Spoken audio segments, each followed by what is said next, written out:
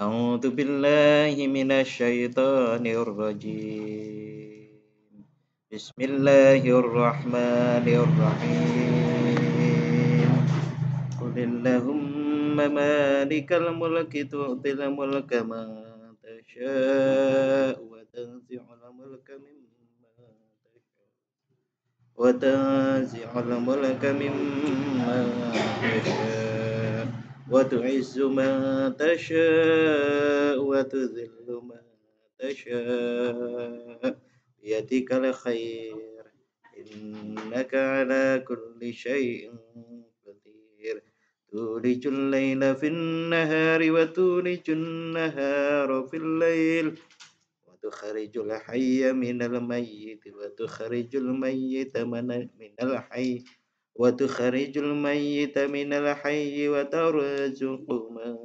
تشاء بغير حساب. Sadaqallahul Adzim. Mari kita pelajari bersama-sama. Qulillahumma malikal mulki. Katakanlah Muhammad. Kalau di dalam tafsir Ibnu Katsir, katakanlah hai Muhammad dengan mengagungkan Tuhanmu, bersyukur kepadanya, berserah diri kepadanya, dan bertawakal kepadanya.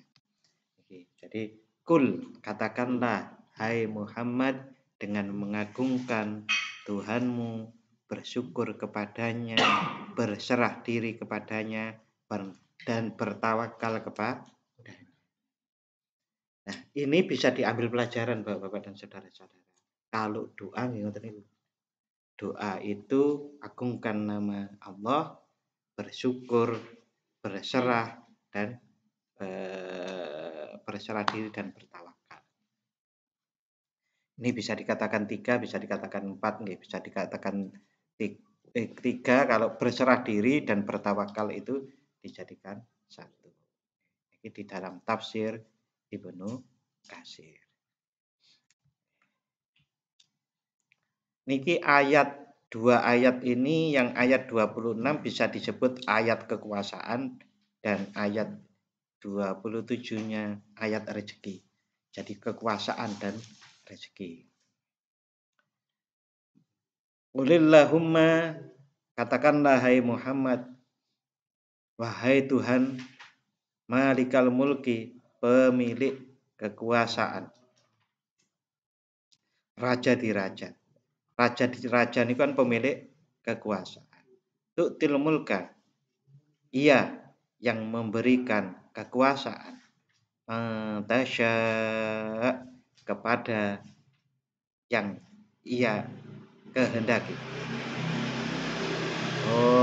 Tu'til mulka man tasya, kepada orang yang engkau kehendaki. Wahai Tuhan pemilik kekuasaan, engkau berikan kekuasaan kepada siapapun yang engkau kehendaki. Wa tanzi'ul mulka, dan engkau cabut kekuasaan mimma tasya, dari siapapun yang engkau kehendaki. Wa tu'izzu man tasya, engkau muliakan siapapun. Wa tuzillu, dan engkau hinakan man, siapapun, tasya, yang engkau kehendaki. Engkau muliakan siapapun yang engkau kehendaki, dan engkau hinakan siapapun yang engkau kehendaki. Karena biyadikal khair, di tanganmu lah, di tangan kekuasaanmu lah segala kebajikan. Innaka ala kulli syai'in qadir, sungguh engkau maha kuasa atas segala sesuatu. Dalam tafsir Jalalain yang ayat 26 ini disebutkan turun karena adanya janji Rasulullah Shallallahu Alaihi Wasallam kepada umatnya bahwa umat Muslim akan menguasai Persia dan Romawi. Nah, faqalal munafiqun hayhata, saat Rasulullah itu menyampaikan bahwa umat Muslim nanti akan menguasai Persia dan Romawi. Padahal saat itu Persia dan Romawi negara besar. Padahal Mekah dan Madinah waktu itu Fathu Mekah, waktu terjadi kemenangan umat Muslim atas Mekah. Itu kan baru beberapa puluh ribu, tapi sudah ada janji seperti itu. Lah orang-orang munafik itu mengatakan, hayata, tidak mungkin. Gitu. Lalu turunlah ayat ini. Orang itu, bangsa itu, negara itu bisa berkuasa itu atas kehendak Allah. Diruntuhkan oleh Allah, dihinakan oleh Allah, atau dimuliakan oleh Allah, semua itu adalah kehendak Allah. Kalau di dalam tafsir yang modern seperti tafsir Quraisy Shihab yang penulisnya sekarang ini masih hidup, Allah kehendaki orang-orang yang berkuasa itu dengan menunjukkan caranya, lalu menolongnya untuk atau menghendakinya untuk mencapainya. Contoh, besok kita itu dapat dikehendaki oleh Allah, mau dapat, kan ini tentang kekuasaan, jangan hadiah. Nah, besok itu kita dikehendaki oleh Allah untuk jadi bupati. Oke. Maka Allah akan menunjukkan caranya dan dia mau melakukannya. Nah, sehingga itu tercapai. Semua ini sudah bukan kok klik terus langsung duduk di kursi bupati sana begitu. Tetapi ada caranya yang ditunjukkan caranya lalu ditolong untuk mencapainya. Nah, ujung-ujung ke sulapan loh. Lalu turunlah ayat ini. Orang-orang munafik itu nggak ada yang percaya. Jadi kalau ingin menduduki kekuasaan, menduduki jabatan maupun ingin mulia, ya Allah kuncinya nih. Harus bertawakal kepada Allah Subhanahu wa taala. Intinya niku nyedaki Gusti Allah. Kalau masalah caranya nanti akan dikasih tahu caranya. Ketemu orang ini, dapat buku ini, dapat inspirasi apa, macam-macam katanya. Wa tanzi'ul mulka, dan Allah itu juga mencabut kekuasaan mimman tasya, dari orang-orang yang engkau kehendaki. Engkau mencabut, wa tanzi'ul mulka, engkau mencabut kekuasaan dari orang-orang yang engkau kehendaki. Di Pak Harto pada zaman segitu kan nggak ada yang menyangka nih Pak. Ini kekuatannya luar biasa. Nah, kok tiba-tiba mahasiswa niku kok wani gitu. Kok tiba-tiba tokoh-tokoh yang mendukung niku banyak. Waktu niku pas reformasi nggih tokoh-tokoh nggih yang dukung. Mungkin mahasiswa kalau tidak didukung tokoh-tokoh niku nggih mboten kedadean.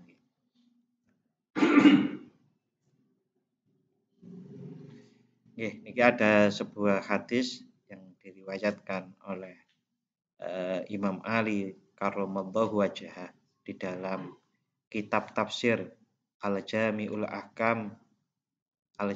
Ahkamil Quran yang dikarang oleh Qurtubi, yang beliau itu hidup sekitar tahun 671 Hijriah.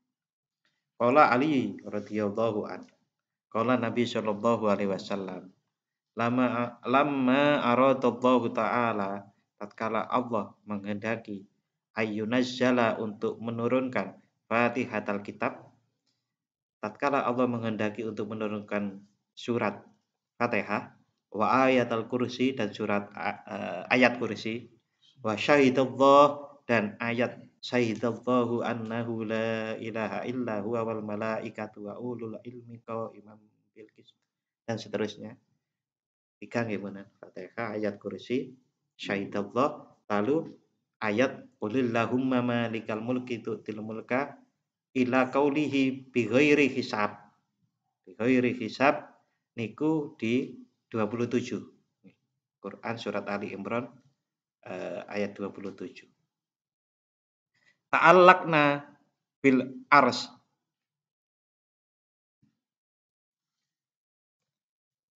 Allah walaisa bainahuma wa bainallahi hijabun. Ta'allaqna bil ars.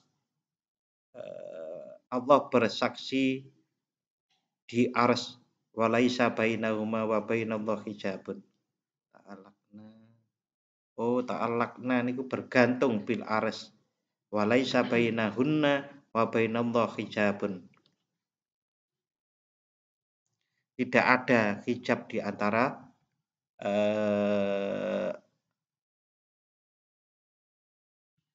ada yang kurang mestinya.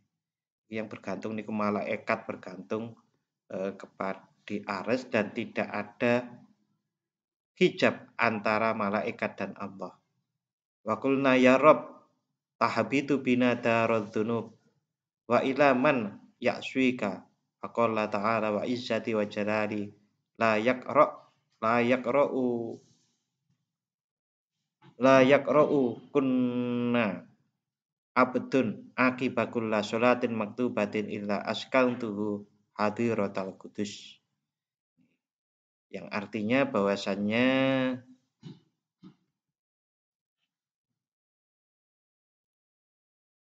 tidak ada seorang pun hamba yang membaca ayat ini setelah setiap sholat fardu tanpa aku menjadikannya berada di bawah perlindunganku, menghadirkannya dalam hadirat Rahman di dunia dan di akhirat. Saya baca bahasa Indonesianya. Aku akan memberi dari apa yang ada padaku kepada siapapun yang aku kehendaki, dan aku akan menahan dari apa yang ada padaku dari siapapun yang aku kehendaki. Aku akan mengabulkan 70 hajatnya dalam setiap hari. Hajat yang paling rendah di antaranya adalah ampunan. Jika tidak, aku akan mengabulkan hajat-hajatnya dan melindunginya dari setiap musuh, serta menolongnya melawan musuh itu, dan tidak ada yang mencegahnya masuk surga kecuali kematian. Jadi di dalam kitab tafsir Al-Qurtubi ini disebutakan begitu. Jadi kalau ada seorang hamba yang mau membaca dan menghikmatinya, meyakininya, dan merasakannya, membaca Fatihah, membaca ayat kursi, membaca ayat syahidallahu annahu la ilaha illa huwa, dan membaca ayat qulillahumma malikal mulki tu'til mulka sampai bi ghairi hisab, Ali Imran 26 dan 27, akan Allah berkenan untuk memberikan apa yang dimintanya 70 yang dimintanya. Yang paling rendah yang diminta seorang hamba itu ampunan, melindungi dari setiap musuh, dan seterusnya. Kalau dari para ulama, mereka berpendapat bahwasannya ini dibacalah sebagai satu zikir, satu peneguhan atas kekuasaan Allah, atas peneguhan keimanan kita kepada Allah, bahwa segalanya itu Allah lah yang ngasih, yang berkehendak. Maka Allah insya Allah berkenan mengabulkan doa-doa. Jadi bukan dibaca untuk agar kabul doa, tapi dibaca untuk meneguhkan iman ataupun mengagungkan. Itu beda loh Pak. Seperti mungkin pernah saya sampaikan. Orang kok sholat itu lalu kemudian menemukan ketenangan. Itu berbeda dengan orang yang ingin sholat agar hidupnya tenang. Berbeda nggih? Ben tenang uripku tak sholat. Beda dengan saya menemukan ketenangan saat sholat. Itu berbeda. Yang satu sholatnya niatnya ingin cari tenang, gitu. Yang satu adalah sholat karena perintah Allah dan dia menemukan ketenangan di sana, mendapat anugerah ketenangan. Begitu juga waktu kita baca tadi itu Al-Fatihah, ayat kursi, kulillah, syahidallah, dan kulillahumma malikal mulki dan seterusnya itu adalah untuk meneguhkan keimanan kita dan mengagungkan nama Allah. Mengapa kok begitu? Isinya ngoten kabeh, Pak. Al-Fatihah, kemudian ayat kursi, kemudian syahidallah, kulillahumma malikal mulki itu adalah keagungan Allah dan penyerahan diri kita sepenuhnya kepada Allah. Sini ngoten niku. Sehingga kalau kita baca itu, maka insya Allah kita itu tertuntun untuk mengagungkan nama Allah dan meneguhkan keimanan kita. Coba Allah Allah memberi kekuasaan kepada orang yang dikehendaki. Berarti kita kan nggak usah tamak, nggak usah cari muka ke orang lain, Pak. Dalam tanda kutip cari muka aja kepada Allah gitu. Baik-baiklah kepada Allah. Waktu isu mentasya dan Allah itu yang memuliakan yang dia kehendaki. Ya sudah, kita gandol wae nang Gusti Allah ben mulya kan ngoten. Allah juga yang mencabut kekuasaan itu. Nah, karena itu nggih gandolan mawon dateng Gusti Allah. Kalau orang sudah ngoten niku, Pak, tamak mawon mboten lho. Cari muka mboten. Kemrungsung mboten. Nggih sing di gayuh nggih Allah. Itu memang menenangkan sebetulnya, Pak. Hal-hal seperti itu bisa menenangkan hati. Insya Allah kalau kita kata orang Jawa niku lakoni lakonono kanthi laku ngoten pripun? Lakono kanthi laku. Napa? Lakono kanthi laku. Nggih, lakonono kanthi laku, dilakukan saja. Dilakukan saja insya Allah nanti tidak butuh waktu 10 detik untuk menenangkan diri ini. Bahkan yang lebih canggih lagi mungkin tidak perlu 3 detik atau 2 detik. Saat terjadi goncangan, ada peristiwa dalam diri di sekeliling kita atau dalam diri kita, niku sedetik 2 detik niku ingat Allah nggih pun tenang. Bukan tenang itu terlalu enak-enakan, ono masalah enak-enakan mboten tenang ngoten lenah berpikirnya niku lenah. Gitu tetap diselesaikan. Mungkin tampak dohirnya itu nggih sama seperti orang lain. Nek jenenge napa selange pecah nyemprot putih-putih tapi hatinya niku tenang. Umpamane motor naudzubillah min dzalik, mudah-mudahan tidak terjadi motor jatuh gitu ya. Kita jatuh kan. Ini sedetik 2 detik dia bisa langsung tenang. Tidak kemudian memarahi kanan kirinya. Kadang-kadang sing digonceng malah didenosoni. Oh sing nyetir kudu kok sing digonceng iki.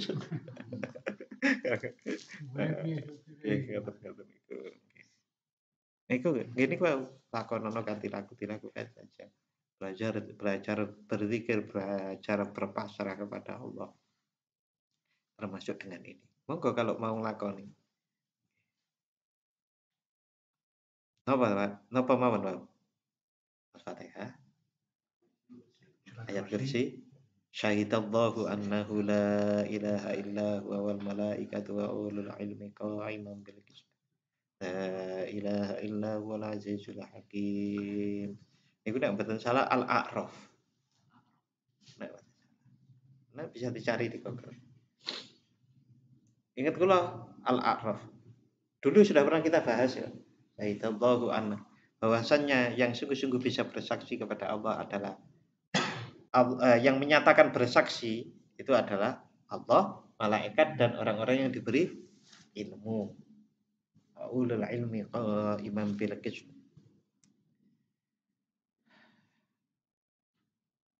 Iku cepetan nek ndeleki pakai Google nek sakniki. Nggih, niku.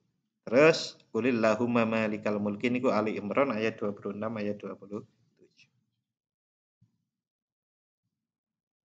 Apa langsung, Pak? Begitu ngamalke makplek kayak sulapan. Nah, niku tadi kan seperti Quraisy Shihab sudah menyampaikan bahwasannya yang namanya kayak gini itu Allah akan menghendaki dia tahu caranya, dia tahu prosesnya. Nggih sama dengan orang yang kemudian jadi kaya nih loh.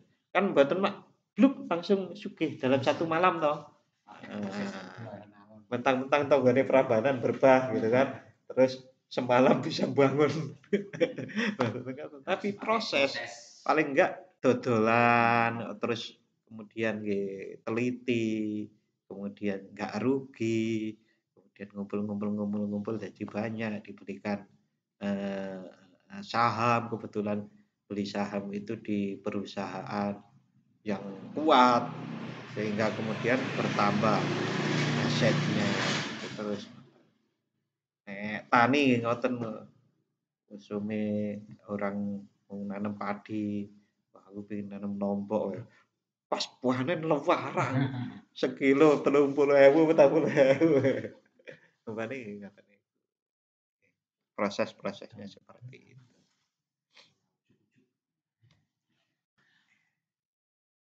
Zaman dulu ya Pak, zaman dulu semasa mencari ikan muda. Saat ini ikan kali niku kan juga muni nggih Pak hargane. Muni mboten nggih kae. Mboten anu wates do kuwateh nanti ulang kali. Lah nggih. Angka. Langka.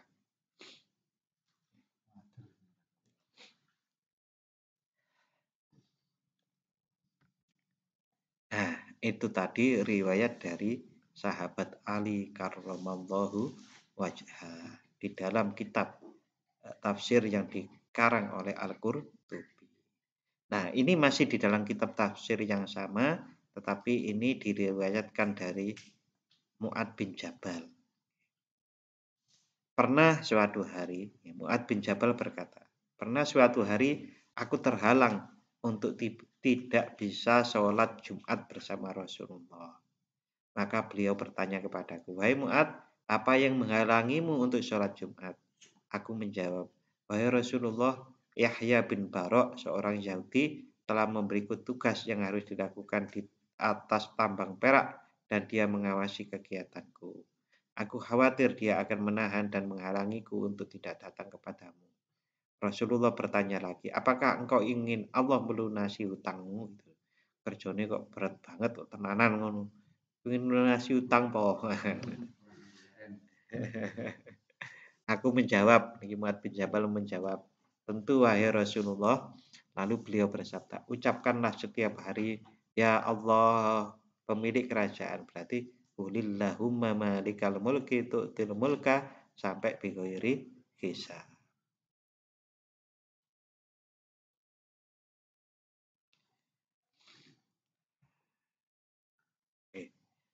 Namun ini menurut ada seorang ulama yang namanya Atok Al-Khurasani. Iku bilang bahwa iki riwayatnya aneh. Saya nggak menemukan dari Mu'ad bin Jabal. Ya, wallahu alam. Tapi ini tertulis tersurat di dalam kitab tafsir Al-Qurtubi. Ini nggih enten riwayat dari Mu'ad bin Jabal yang lainnya.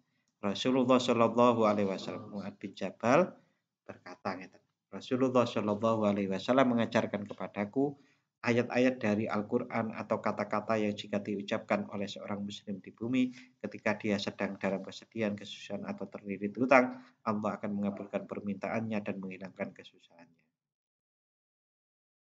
Aku terhalang tidak datang kepada Nabi yang tadi lanjutannya kan. Terus diajari kulillahumma malikal mulk tu'til mulka man tasya. Tapi ini aneh riwayat ini menurut salah seorang ulama. Nah, bagaimana sikap kita? Seperti saya sampaikan tadi, niku jenengan ulang-ulang habis sholat, terus kemudian dipahami, diresapi, dihikmati.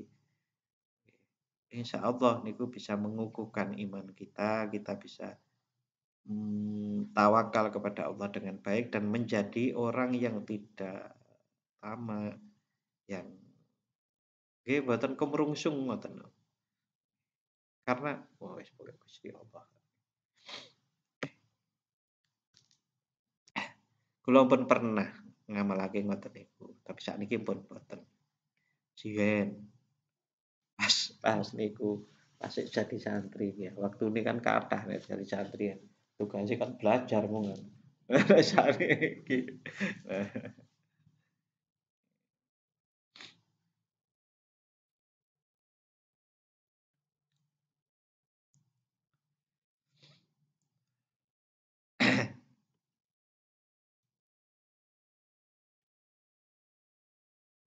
Iki coba saya carikan dari tafsir Mafatihul Ghaib nih.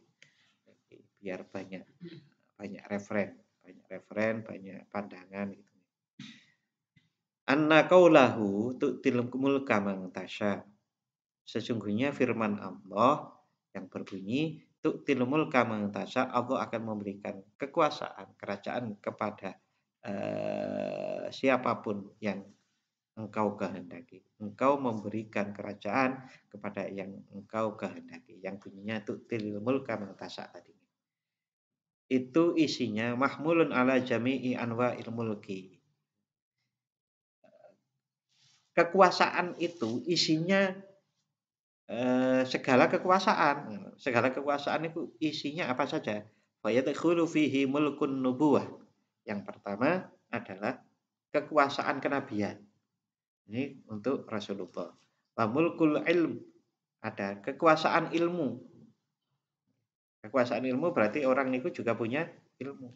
Jadi kalau ingin punya kekuasaan ilmu nggih nyuwun itu Gusti Allah kan ngoten. Wa mulkul akli, dan kekuasaan akal. Berarti cerdas, cerdik, wasihah, dan kekuasaan kesehatan. Wal akhlaqil hasanah, dan akhlak yang baik. Orang niku saged mempunyai akhlak yang baik niku disebut kerajaan niku mboten, kekuasaan ngoten. Karena orang untuk menjadi, orang untuk berperilaku akhlak yang baik niku kan nggih mboten gampil nggih. Nggih ta? Susah niku. Karena melawan diri sendiri. Wa mulkun nafadhi wal qudrah wa mulkul mahabbah.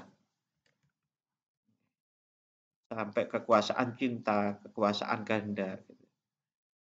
Wa mulkul amwal, dan kekuasaan kepada harta. Wa dzalika li anna lafdzul am, karena lafaz al mulku itu adalah lafaz yang am, umum. Fatakhsisu min ghairi dalilin la yajuz, maka menyempitkan kekuasaan itu hanya jabatan, umpamanya begitu. Itu adalah tidak ada, kalau tidak ada dalilnya maka itu tidak sah. Itu saking Mafatihul Ghaib yang ditulis oleh Fakhruddin Ar-Razi yang hidup sekitar tahun 606 Hijriah.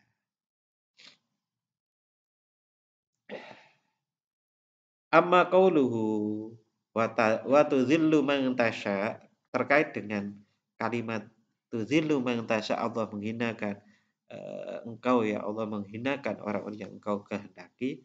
Faqala Ajubai fit tafsiri innahu ta'ala innama yudhillu a'da'ahu fid dunya wal akhirah. Sesungguhnya Allah akan menghinakan orang lawan-lawannya, lawan-lawan Allah. Lawan-lawan Allah ini orang kafir, orang musyrik, orang zalim. Iki contohnya nggih sinten? Firaun, Qarun, yang laki-laki niku tahu. Itu mereka akan terhina di dunia dan akhirat. Sekarang pun yang namanya Fir'aun itu kan kalau kita menyebutkan orang hina toh Pak. Korun nggih ngoten toh. Nggih. Tapi kalau sama harta karunnya kita senang mungkin ya.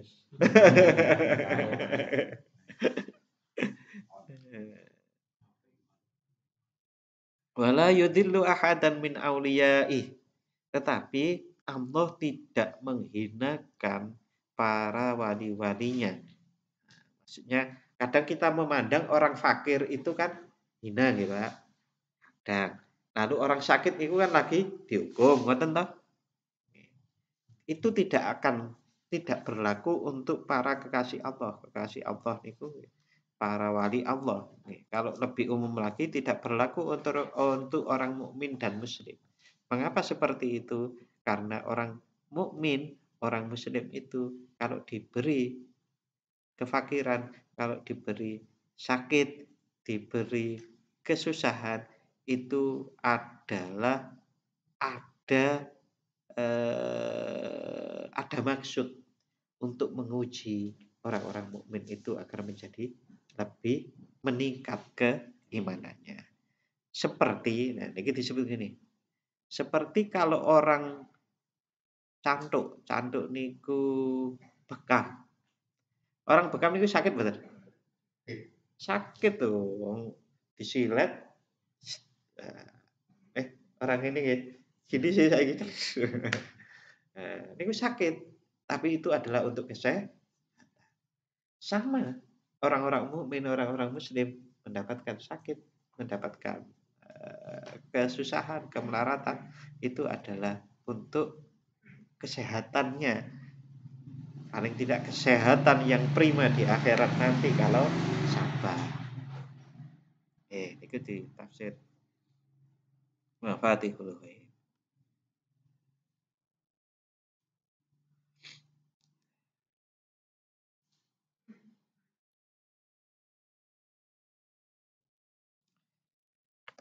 Adapun amma qauluhu ta'ala biyadikal khair. Yang biyadikal khair itu apa maksudnya? Fa'lam annal murada minal yad wal qudrah. Ketahuilah bahwa yang dimaksud dengan biyadika di tanganmu lah segala kebaikan. Itu adalah maksudnya yad itu adalah maksudnya qudrah. Di kekuasaanmu lah segala kebaikan. Ini segala kebaikan itu dengan kekuasaan Allah pun mboten usah ndelek merono mrene. Ya Pak. Dan ndelek itu putih nyuwun nang Gusti Allah lalu ikhtiar. Ya Allah, terus ikhtiar. Berarti ikhtiarnya niku bukan golek niku. Karena kita itu ya Allah niku dapat anugerahkanlah kepada saya kebajikan. Ya Allah kalau nyuwun kebajikan gitu. Maka perintah Allah ya ikhtiarlah kan ngoten kan. Ya ikhtiarlah. Jadi pada waktu kita ikhtiar itu adalah dalam rangka karena Allah berfirman.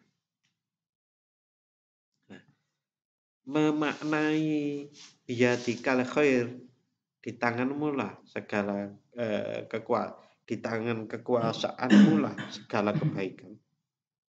Menafsiri seperti itu bisa berdasarkan ayat Al-Kafirun lakum dinukum waliyati. Di tangan untukmu lah agamamu dan untukku agamamu. Maksudnya untuk itu adalah karena agama itu adalah keseluruhan dari apa yang ada di dalam diri kita. Ini dasar dari tafsir Mafatihul Ghaib. Nah, kalau di tafsir Ibnu Katsir yang ayat 27 yang watarazuqu man tasya'u bighairi hisab ayatu ti masyita minal mal madayang. Dan engkau beri rezeki siapa yang kau kehendaki tanpa perhitungan.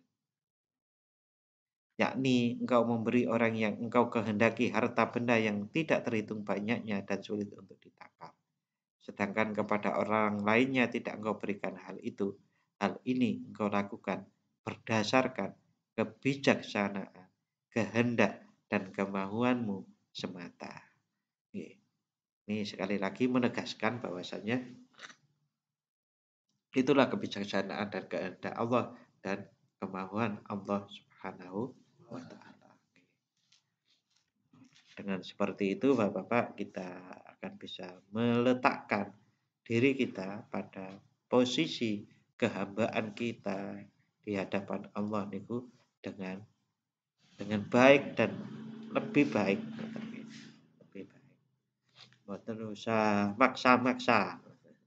Jadi kalau kita niku kawula, karena kita kawula nggih niku wau kita berdoa nyuwun bahasa Jawanya niku ya Allah menawi kepareng kula nyuwun Oh, ngoten nggih. Ngoten.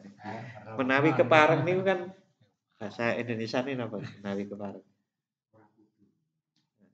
Menawi kepareng niku kalau engkau berkenan, mungkin gitu nggih. Kalau engkau berkenan. Jangan, ya Allah, kudu kudu niku mboten sopan ngoten. Menawi kepareng kalau engkau berkenan, anugerahkanlah kepada kami dan apa seterusnya. Oke. Untuk malam hari ini itu saja Bapak-bapak dan saudara-saudara. Mari kita berdoa bersama. A'udzubillahi minasyaitonirrajim. Bismillahirrahmanirrahim. Allahumma shalli wa sallim ala sayyidina Muhammad wa ala ali sayyidina Muhammad walhamdulillahi rabbil alamin. Allahumma ighfir lana dhunubana wa liwalidayna warhamhum kama rabbayana shighara.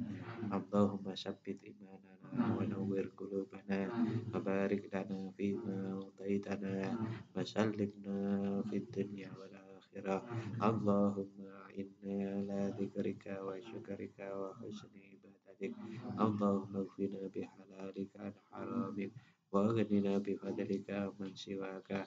Allahumma inna nas'aluka bi husnil khatimah wa na'udzubika min su'il khatimah. Rabbana atina fid dunya hasanah wa fil akhirati hasanah wa qina adzabannar. Wa sallallahu ala sayyidina Muhammad wa ala ali sayyidina Muhammad. Subhana rabbika rabbil izzati amma yasifun. Wa salamun alal mursalin. Walhamdulillahi rabbil alamin. Matur nuwun dan mohon maaf. Wassalamualaikum warahmatullahi wabarakatuh.